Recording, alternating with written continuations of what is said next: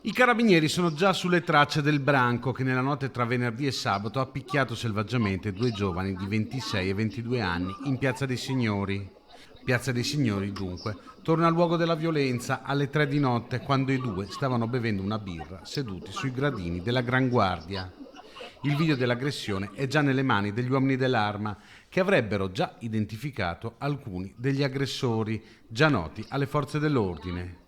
Sempre venerdì, ma in Piazza Duomo, va in scena un'altra rissa che vede contrapposti 3 ventenni stranieri e 2 italiani. Gli italiani hanno avuto la peggio. Situazione incandescente dunque, la ripartenza ripropone problemi ben noti prima dell'emergenza sanitaria.